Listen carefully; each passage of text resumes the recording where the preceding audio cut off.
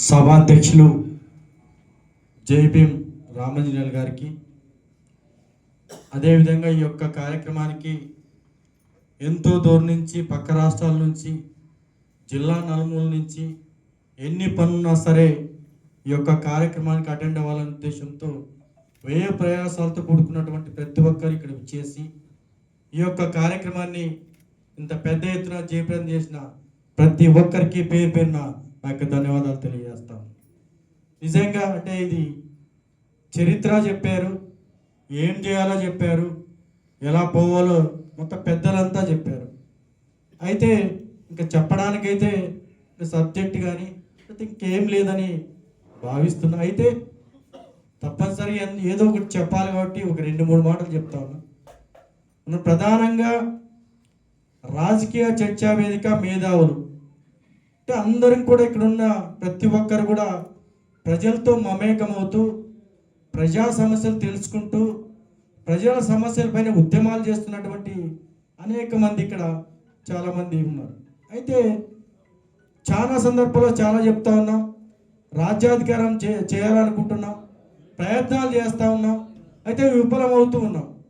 ఈ మాట ఎందుకు చెప్తా ఉన్నామంటే, నేను లాస్ట్ ఎన్నికల్లో హిందూపూర్ పార్లమెంట్ ఎంపీగా పోటీ చేశాను. అంటే గెలుస్తానని కాదు, కనీసం పోటీ ఇచ్చే తత్వాన్నైనా మనం అలవర్చుకుంటే రేపొద్దున తప్పనిసరిగా మనకి అవకాశాలు వస్తాయనే ఉద్దేశంతో పోటీ చేయడం జరిగింది. ప్రచారానికి వెళ్తా ఉన్నప్పుడు కొన్ని సందర్భాల్లో చాలామంది తెలియదు, గ్రామీణ ప్రాంతంలో వాళ్ళు డబ్బులు ఇచ్చి వెళ్ళారు, మీరు ఏమి ఇస్తారని చెప్పి కూడా స్వయాన నన్ను అడగడం జరిగింది. మేము సమాధానం చెప్పలేక, సరే మా వెనకల వాళ్ళు వస్తారు, వాళ్ళు ఇస్తారని చెప్పుకుంటూ గ్రామాల్లో తిరిగిన సందర్భం. అయితే నిజంగా కొన్ని గ్రామాలకు వెళితే కొన్ని గ్రామాల్లో చైతన్యవంతులు కొంచెం చదువుకునే వ్యక్తులు ఉన్న కొన్ని గ్రామాల్లో తప్పనిసరిగా మీకే ఓటేస్తామని చెప్పి కూడా ఓటేశారు. నిజంగానే చాలామంది ఓటేశారు, వారికి కూడా నేను ధన్యవాదాలు తెలియజేస్తాను. అయితే గ్రామీణ ప్రాంతంలో, మారుమూల ప్రాంతాల్లో ఎవరైతే నిరుపేద కుటుంబాల్లో ఉన్న వ్యక్తులకి ఈ పార్టీలు ఏ విధంగా మనకి అలవాటు చేశాయంటే, మనం ఓటు వేయాలంటే డబ్బులు ఇవ్వాలి, డబ్బు ఇస్తే తప్ప ఓటే పరిస్థితి లేనే లేదు. మనం వాళ్ళెంత ఎక్కువ ఇచ్చారు, వీళ్ళెంత ఎక్కువ ఇచ్చారు, వాటిలో కూడా ఉన్నాయి. ఎవరు ఎక్కువ ఇస్తే వాళ్ళకు ఓట్లు వేసే పరిస్థితి నిజంగా చూసాం, ఇదంతా చూసాం.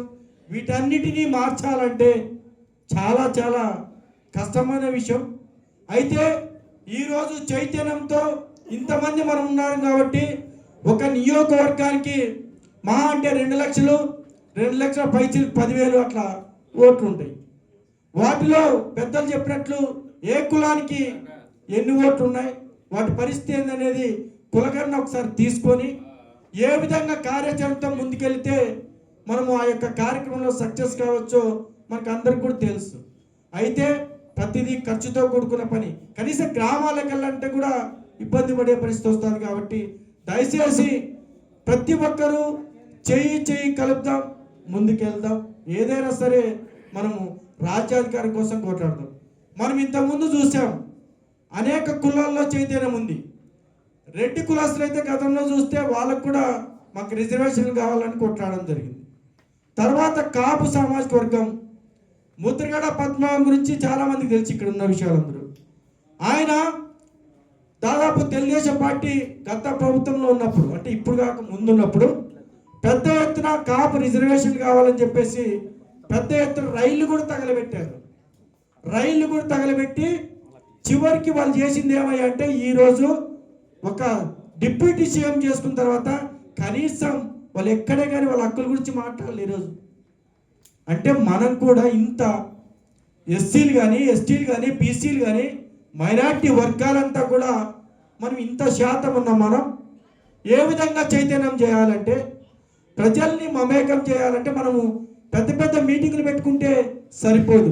డోర్ టు డోర్ వెళ్ళే విధంగా ప్రతి గ్రామాన్ని అడాప్ట్ చేసుకొని ఆ గ్రామంలో ఉన్న ప్రతి ఒక్కరిని చైతన్యం చేసే విధంగా అందరూ కూడా కష్టపడాల్సిన బాధ్యత ఉందని గుర్తు చేస్తూ, ఏదేమైనా సరే ఇది ఒక స్పీచ్ కాదు కాబట్టి మేము ఎస్సీ జనసంఘంగా తప్పనిసరిగా మాకు ఏ ఒక్క బాధ్యతని మాకు అప్పచెప్పినా సరే తప్పకుండా తప్పకుండా తూచా తప్పకుండా మేము పాటిస్తూ ప్రజల్ని చైతన్యవంతులు చేయడానికి అరే మన ఓటు మనమే వేసుకుందాం.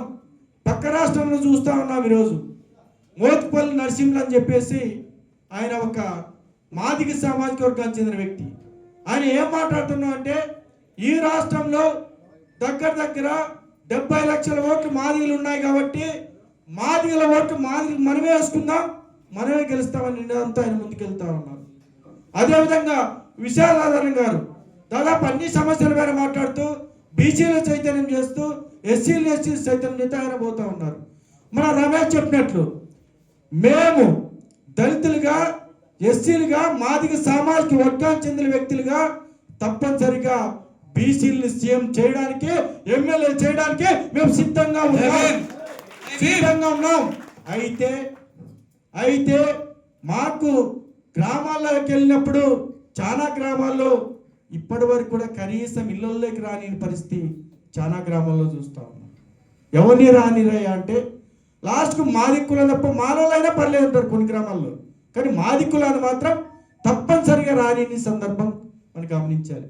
అంటే మాదిగల్లో ఈ రకమైన ఇబ్బందులు ఉన్నాయి కాబట్టి బీసీలతో చాలా సందర్భాల్లో మమేకం కాలేని పరిస్థితి వస్తూ ఉంది. దయచేసి ఇక్కడున్న బీసీ మేధావులంతా రాజకీయ మేధావులంతా కూడా ఎస్సీ బీసీలు మమేకమయ్యే విధంగా కలిసిమెలిసి ఉండే విధంగా మనం మొట్టమొదట ప్రయత్నం చేస్తే బాగుంటుందని నా యొక్క అభిప్రాయం అని చెప్పి తెలియజేస్తా ఉన్నా.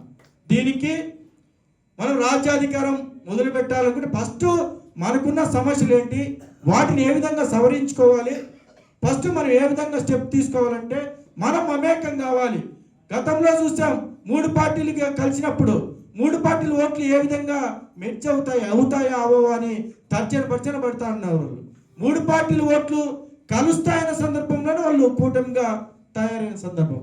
మనం మొట్టమొదట మన వర్గాలు మొత్తం అంతా కూడా ఎస్సీలు కానీ బీసీలు మైనార్టీ అన్ని వర్గాలు మనమంతా ఒక్కటే అనే నినాదాన్ని ముందుకు తీసుకెళ్తూ ప్రజల్లో తీసుకెళ్తూ చైతన్యం చేయగలిగితే తప్పనిసరిగా మనం బహుజన రాజ్యాధికారం ఖచ్చితంగా వచ్చి తీరుతుంది. లేకపోతే మాత్రం మనం ఎన్ని ప్రసంగాలు ఇచ్చినా సరే, ఎంత మనం చెప్పినా సరే అది జనాల్లోకి వెళ్ళదు. ఇంకొకటి, గతంలో పక్క రాష్ట్రంలో దళిత సీఎం అయినారు, లేకపోతే విజయ్ సీఎం అయినారు అని చెప్తా ఉన్నాం.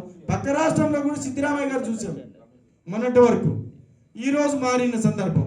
అయితే పక్కన ఒక ఎస్సీ సామాజిక వర్గం, ఈ పక్క కురుబ సామాజిక వర్గం కూడా అయిన సందర్భం చూసాం. మిగతా రాష్ట్రాల్లో కూడా చూస్తూ ఉన్నాం. కానీ మన తెలుగు రాష్ట్రాల్లో మాత్రమే ఈ దరిద్రం చుట్టుకుందేమని నిజంగా బాధపడిన సందర్భం. ఎందుకంటే అన్ని రాష్ట్రాల్లో ఎంతోమంది బీసీలు అవుతా ఉన్నారు, ఎస్సీలు అవుతున్నారు, ఎస్టీలు అవుతారు, అయితే అంతా అవుతాను. కానీ మన రాష్ట్రానికి వచ్చేసరికి 2 కులాలు మాత్రమే. ఒక పక్క చూస్తే వెలమ మరి రెడ్డి, ఇక్కడ చూస్తే కమ్మ మరి రెడ్డి, 2 కుటుంబాలే. ఈ 2 కులాలు తప్ప ఎక్కడ అయిన సందర్భం గతంలో చూసాం. దామోదర్ సంజీవయ్య గారిని ఇట్లా రకరకాల ఇప్పుడున్న పరిస్థితుల్లో మారిన సందర్భాల్లో చైతన్యవంతుల సందర్భాల్లో ఒకప్పుడు అంబేద్కర్ అంటే చాలా మందికి తెలియని సందర్భం. ఈరోజు చిన్న పిల్లలు సైతం 6th క్లాస్ చదువుతున్న పిల్లలు సైతం కూడా అంబేద్కర్ జయంతులు చేస్తూ ఉన్నారు, పూలే గారు జయంతులు చేస్తూ ఉన్నారంటే చైతన్యం వచ్చింది, చదువుకున్న వాళ్ళు పెరుగుతూ ఉన్నారు. అయితే మనం ఇంకా రాజ్యాధికారం కోసం ముందుకెళ్ళాలంటే చాలా కష్టపడాల్సిన అవసరం ఎంతైనా ఉందని చెప్పి నిజంగా నేను భావిస్తూ, పెద్దలు కూడా ఒకసారి ఒక గట్టి సంకల్పంతో గట్టి ఆశయంతో అనుకున్నట్లు 14 ఉంటే 14కి మనం పోటీ చేయలేం, గెలవలేకపోవచ్చు. కనీసం 2-3 నియోజకవర్గాలు గట్టిగా తీసుకొని వాటిలో గట్టిగా ఫైట్ చేస్తే తప్పనిసరిగా విన్ అయ్యే అవకాశం ఉందని ఖచ్చితంగా నమ్ముతూ ఈ యొక్క కార్యక్రమానికి ఇచ్చేసి మీ అందరికీ మరొకసారి ధన్యవాదాలు తెలియజేస్తూ, ఈ యొక్క కార్యక్రమం కూడా దాదాపు జనరల్గా రౌండ్ టేబుల్ సమావేశం పెడదామంటే ఎన్జిఓ హోమ్, ప్రెస్ క్లబ్, లేకపోతే ఇంకోటి ఇలా పెడతా ఉండేవాళ్ళు. ఒక్కసారి పెద్దగా పెట్టాలి. అంటే పెద్దగా అంటే మనం ఆర్థికంగా లేనప్పటికీ ఒక్కసారి మేము కూడా ఒక స్థాయిలో ఉన్నాం చెప్పడానికే ఈ యొక్క హాల్లో పెట్టిన సందర్భం. దీనికి అనేక కష్ట నష్టాలు కూడా ఉన్నాయని కూడా మీ అందరికీ తెలియజేస్తూ, ఏది ఏమైనా సరే ఎస్సీ జనసంఘంగా ఎస్సీ ఎస్టీ బీసీ మైనార్టీ జేఏసీకి సంబంధించిన వ్యక్తిగా తప్పనిసరిగా మీరు ఏ బాధ్యత చెప్పినా కార్యాచరణ చెప్పినా మేము ముందుంటామని మరొకసారి తెలియజేస్తూ జై భీమ్, జై హింద్.